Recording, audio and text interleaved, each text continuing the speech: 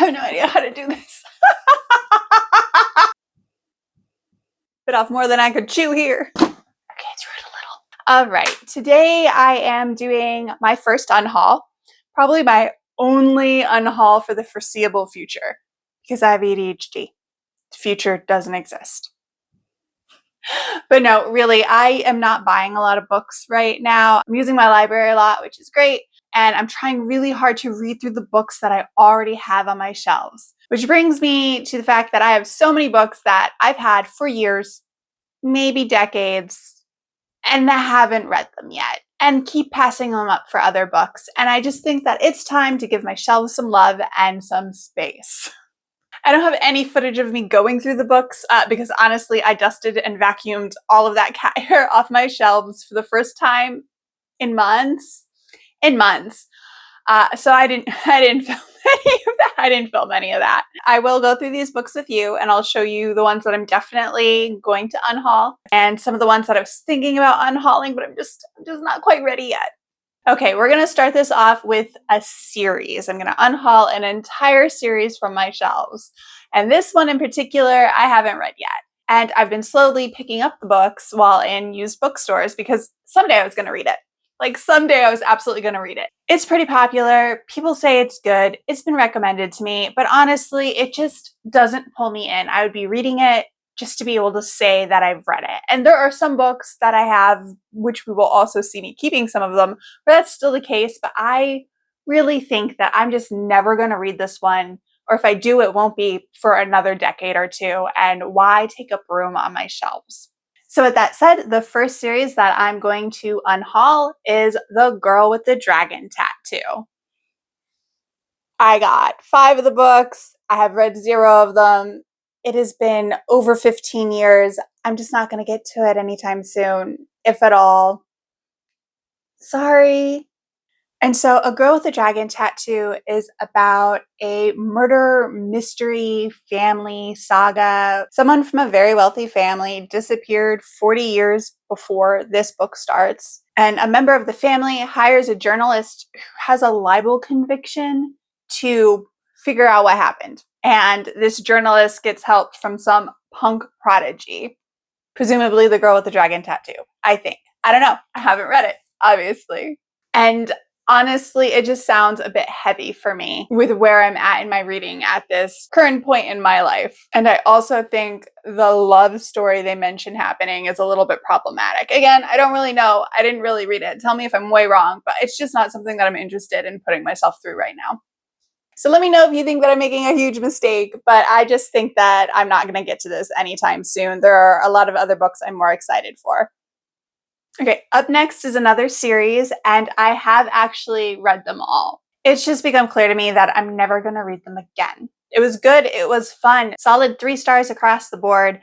Just not one that I'm going to reread. And if I do, I think I'm going to do it by audiobook, probably from my library. And with that said, the next series that I'm unhauling is the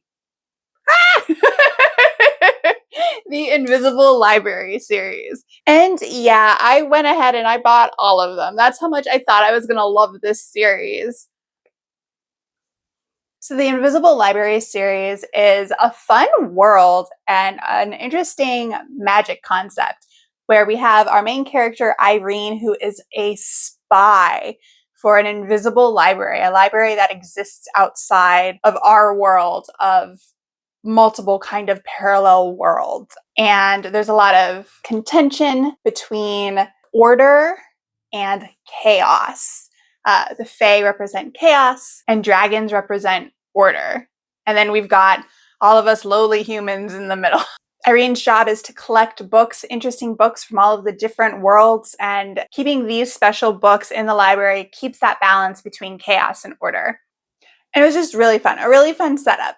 I just think that the series could have probably been 3 or 4 books less, maybe, or I don't know, the big reveal at the end wasn't really a big reveal to me, and I don't know if it was supposed to be, you know, like there are some books that you are supposed to figure it out before the characters kind of do, and that's fine, and I do enjoy those types of books, and again, I did enjoy it, I just don't think I'm going to read it again. I'm actually pretty sad that I'm unhauling this because I went through a lot of trouble to get the UK covers. The American and the UK had the same cover for the first book. I bought this book while I was on a trip to London.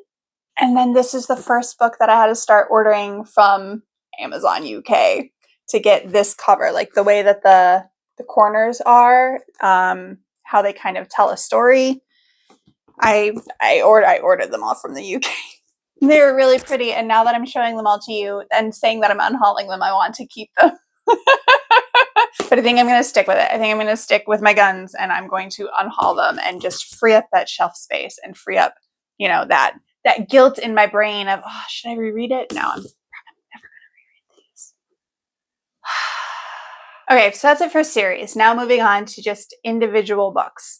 Although some of these individual books are number one of series, I just didn't get them. I was smart. I only got the first book. And by that I mean we have The School for Good and Evil. And I haven't read it. And while it still does sound interesting to me, I'm just not at a point where I want to read this right now. There are other books that have come out since this book came out that are now on the top of my list.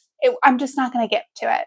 This is about a world where two kids get kidnapped. The one who looks outwardly good gets put into the villain school, and the one who looks like a villain gets put into the hero type school. And apparently it either is a mistake or it's not a mistake, and we figure it out in the book. I don't know.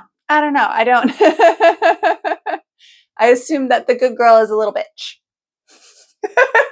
That's what I'm assuming that we're going to find out through however many books there are here. Or maybe it's going to be like, actually, it's just whatever we teach them to be because they're kids. I don't know. Into the unhaul pile it goes. I'm not going to throw it. I will not throw it. Okay, threw it a little. And the next book I'm going to unhaul is also the first in a series, The Magicians. Now, this was all for me when I first got it. A high school math genius secretly fascinated with a series of children's fantasy novels set in a magical world. Real life is disappointing by comparison. Yes.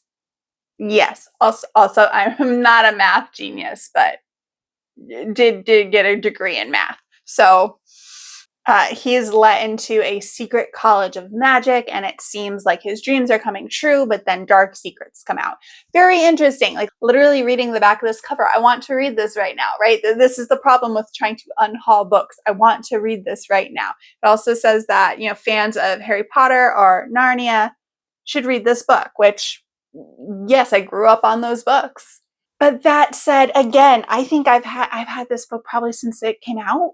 I don't know. Maybe I should see if there's an audiobook on Libby and I could just listen to it while doing chores. I feel like sit down attention on books, I really prioritize books that I'm super excited about.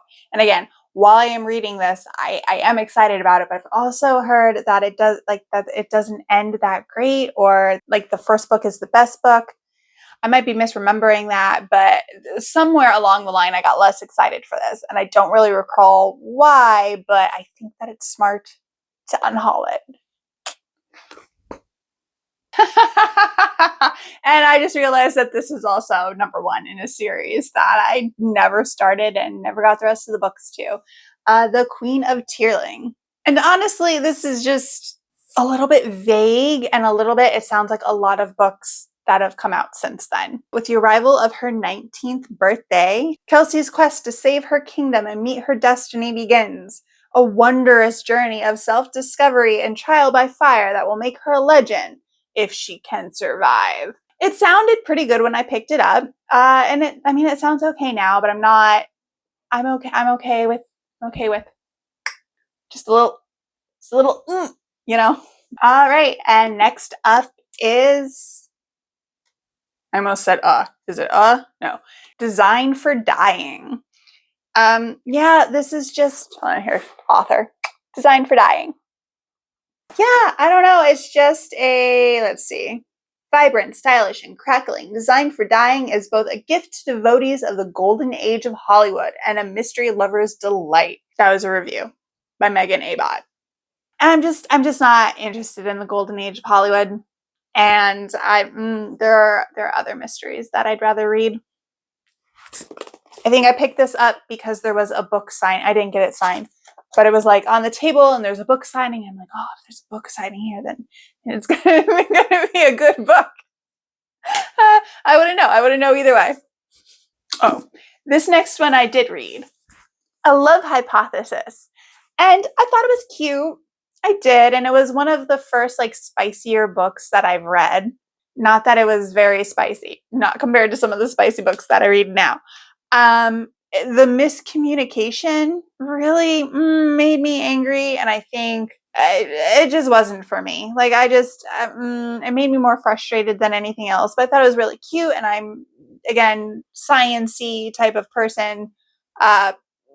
But there are a lot better romances that I've read since this, and I think I'm good with getting rid of it. It helped open me up to romances. I used to not be into them at all, and now I'm more into the monster or alien, fae type things. But okay, so this next one, don't freak out. There's a reason behind it. Okay, there is a reason behind it. And the reason is that this is volume 7, 8, and 9, and I accidentally added 2 to my cart and never realized it until it was like 5 months later and I couldn't return it. And yeah. So I have this. I have 2 copies. I'm getting rid of 1 copy. I just knocked my glasses. I have 2 copies of this. I'm just destashing one of them. Not destashing, unhauling. I'm unhauling one of them. So don't worry. I'm gonna get to this one soon. Yeah. Okay, this next one. I should have never gotten it in the first place, but I was like freaking out about history, preserving history, which I'm not a nonfiction person, really, but I thought that I wanted to just hold on to something physically so I couldn't get gaslit, But looking at the way the world is right now, it really doesn't matter. Anyway, maybe you guessed it, maybe you didn't, but the room where it happened. Didn't read it, probably won't read it. I don't need a book to tell me how awful things were and how awful things are. Things are awful. Things are awful. And I will remember that they are awful. And, we're getting so much disinformation constantly that it's not gonna help all that much, is it? No, I'm just gonna get this anger inducing thing out of my life. All right, these next few are also nonfiction, more of the self-help variety. I'm going to lump them together. The Queen of Distraction, which is, for ADHD women. And we've got Solving the Procrastination Puzzle, which is not specifically about ADHD, but it should be. And we've got The Power of Habit, which also feels a bit like I got it because of the ADHD. I don't know if it works for ADHD. Help negligible, or maybe I'm still using some of this and I forgot that I'm using it from it, but I'm not intending on rereading these at all. So, and finally, ending on a slightly boring note, also self-help-ish, psychology-ish, The Highly Sensitive Person and The Highly Sensitive Person in Love. And honestly, I got these before I realized ADHD, neurodivergent, super sensitive to a bunch of different things. These are still helpful and probably good, but I just feel like the research is different now. The direction that I'm coming at these issues for me, I'm coming at it from the lens of neurodivergence and ADHD versus just my nervous system, but both, right? But I'm not going to read these. So that's it for the 100% I am definitely unhauling them books. And even while going through them, I got a little bit sad about the Invisible Library series and honestly re-interested in The Magician. So I should still unhaul them. So I'm going to unhaul them. But then because you were not with me during my little book cleaning out, I'm going to go grab some of the books that I was thinking of unhauling, but that I'm actually going to keep. All right, so the first book, it's a series, but I didn't bring all of the books with me that I thought about unhauling, but I'm not ready to yet. Song of Ice and Fire, the Game of Thrones series.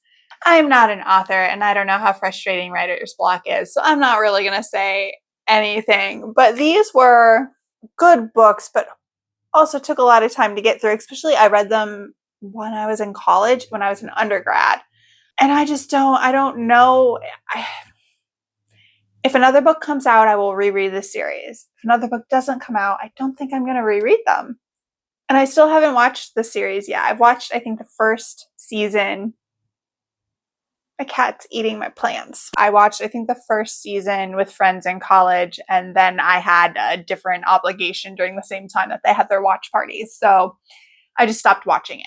And now I want to watch it. And since the series wrapped up the books, that might be good enough. But for now, I'm going to hang on to them in case another book does come out.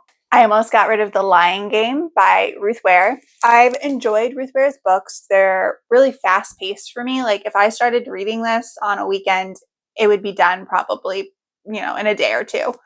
I just haven't really wanted to pick it up. But because I know how quickly it's going to go, I just can't let go of it yet. I'm convincing myself that all I have to do is sit down for 2 days, read it, and then I can get rid of it. We'll see if that ever happens. And I almost unhauled The Very Secret Society of Irregular Witches. And I remember that this was cute. I remember that I enjoyed it. I remember that it kind of felt like a warm hug. That's where my memory ends. And I might even be wrong. I might be remembering a different book. But that's what I remember from this book. So I remember the vibes, and I think I want to reread it again. But I'm not 100% sure because there are a lot of other books that I want to read more than I want to reread this one. But I'm not ready to let it go yet. And then there's The Martian. And I really love books by Andy Weir. I've gotten quite a few on audio that I love. I love, what is it, Project Hail Mary on audio was so good. And I'm excited that it was turned into a movie. Haven't seen it yet. But the audiobook was so good. I remember reading this, and again, it took me like a day or two because I just couldn't stop. But I also just haven't had the urge to read it again.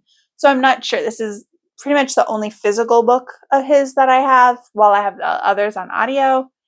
And so I don't know if I'm going to reread it or not, but a part of me doesn't want to part with it yet. Okay, and then this one is actually a book from a friend. She moved out of the country and left me with a couple of her books. And this is one of the ones that I still have, Machine of Death, which is a collection of short stories about people who know how they're going to die. I have come to realize about myself that I don't really like short stories. I like novellas. I love novellas. I think novellas are just long enough to get, that character development, that plot, that setting. I feel like short stories don't have enough of that for me. However, when I went to go destash this, I opened it up and I read a random short story and I was like, oh, that's actually pretty good. I like that. And then I flipped a couple more pages and I read a different one and I'm like, oh, actually, I like that one too. So maybe those are the only two in this entire book that I'm going to like. That's a possibility. Or maybe I'm going to like this collection of short stories. So I'm going to hold on to it just for a little bit longer and maybe get a couple more of them in. Okay, this next one, I don't know why I can't get rid of it. I don't know why my brain isn't letting me get rid of it. It's Bitten, which is a collection of dark erotic stories. It's literally what it says. I got it years ago, for $3 at Borders, right when we had Borders. I don't know. It just, again, it's short stories, which are not my thing, but I got a little bit more into spicy books. So in theory, I think I want to read this now. It's so short. And yet I have not read it. So I'm giving myself one more chance. It was only $3. Not having it will not have me lose anything. Putting this in a little free library will not hurt me. But for some reason, I cannot get rid of this and I don't know why. So it stays. Okay, and I think I've mentioned this a lot of times. I love Buffy. Buffy is my favorite show. I grew up on Buffy. I rewatched Buffy multiple times, all of the time. It's my background show. Love Buffy. I also really love, I like Angel a lot. I don't watch it that often, but it is fun and I do enjoy some of the characters. I loved Dollhouse, so good. Love Firefly so much. Love Cabin in the Woods. I like the Avengers. And so my mother got me this book. Again, years and years and years ago. And now that we know a lot more about this person, I just don't know if I want to read this. But it does talk about the work. It says it's the complete companion for every aspect of the Whedonverse through insightful essays and interviews. Over 40 contributors were brought together. Oh my God, Dr. Horrible's sing-along blog. So I don't like the cover, but I think that I do want to read, the analysis of the shows that I love. So I'm keeping the book. I'm keeping it for now. And then on the theme of getting books as gifts, I have Knocking on Heaven's Door, which is from a great uncle who has now passed on. I think I already mentioned it. Maybe not. I have a master's in math. In undergrad, I got a minor in computer science and statistics, and I almost got one in physics. It sounds really, really interesting. It sounds really interesting how physics and scientific thinking illuminate the universe and the modern world. I just haven't gotten around to it. Like, nonfiction just is not something that I pick up. And I have also I have 7 other math/science type books too on that shelf that I'm not getting rid of yet. I was just thinking of paring it down a little bit, but this being a gift and me still finding it interesting, I'm going to hold on to it again a little bit. We'll see if I read it within the next decade. And finally, the last one that I'm going to keep that maybe I should probably get rid of is Goodell, Escher, and Bach. Again, with me continuing bringing up the math thing, I bought this because I was like, yeah, this is something that smart people who are interested in the subjects that I'm interested in read. I should read this too, and then I could sound smart. Not exactly like that, but And I still am going to keep it because someday I would like to sound smart. But you know what? I don't know what this book is about. And the back is just all reviews. And the first little bit in the beginning is a 20th edition blah, blah, blah about it not knowing what it's about. All right. I brought up Goodreads just so we know what it's about, because I don't know what it's about. It's concerned directly with the nature of maps or links between formal systems. The formal system that underlies all mental activity transcends the system that supports it. If life can grow out of the formal chemical substrate of the cell, if consciousness can emerge out of a formal system of firing neurons, then so too will computers attain human intelligence. Huh. How long ago was this? First published in 1979. Yeah, I'm gonna keep it. We'll see how long it takes me to read it. Because my current TBR pop is pretty full for the next year. And this is, look at this. How many pages is this? 742. 742. Okay, well, that's it for this unhaul video. I'm going to go bag these up. Probably over the next couple of days, I'll take a short walk and drop them off in the free little libraries around the neighborhood. That's kind of how I deal with unhauling my books. Just kind of sprinkle them around. Maybe I'll end up picking something up while I'm out there. But the goal was to decrease my collection. The goal is to start to free up space, because I'm a clutter bug. And that's okay. And I enjoy having all these things around me. They make me happy and cozy. I just didn't want that visual guilt of I'm not getting to these. I should get to these, I know that's what I decided to get rid of and what I decided to think about a little bit more. And then everything else that's out there is mine. It's mine on my shelves, and they are staying there.